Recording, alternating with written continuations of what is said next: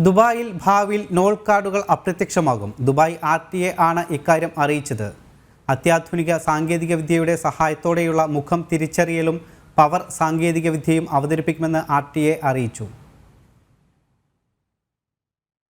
ദുബായിൽ ഭാവിയിൽ കാർഡ് അധിഷ്ഠിത ടിക്കറ്റിംഗ് സംവിധാനമായ നോൾ കാർഡ് സെൻട്രൽ വാലറ്റ് സാങ്കേതികവിദ്യ അക്കൌണ്ട് അധിഷ്ഠിത സംവിധാനത്തിലേക്ക് അപ്ഗ്രേഡ് ചെയ്യുമെന്ന് റോഡ് ഗതാഗത അതോറിറ്റി അറിയിച്ചു.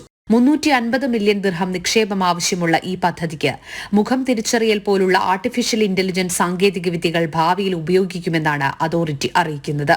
നിലവിലുള്ള സിസ്റ്റത്തിന് ഉപയോക്താക്കൾക്ക് ഡിജിറ്റൽ കാർഡ് ആവശ്യമാണ്.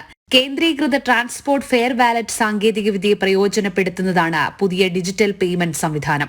ഇലക്ട്രോണിക് രീതിയിൽ പേയ്മെന്റുകൾ നടത്തുന്നതിനോ ടിക്കറ്റുകളോ രേഖകളോ സൂക്ഷിക്കുന്നതിനോ ഉപയോഗിക്കുന്ന ഒരു ഓൺലൈൻ സേവനമാണിത്. ഈ സംവിധാനം ദുബായിലെ ട്രാൻസിറ്റ് മോഡുകളിലുടനീളം തടസ്സമില്ലാത്ത സംയോജനം ഉറപ്പാക്കും. പേയ്മെന്റ് സിസ്റ്റങ്ങളിൽ ഉപയോഗിക്കുന്ന സാങ്കേതികവിദ്യയുടെ വിപുലമായ നവീകരണവും പുതിയ സംവിധാനത്തിന്റെ പ്രയോജനങ്ങളിൽ ഉൾപ്പെടുന്നു. ജനം, ദുബായ്.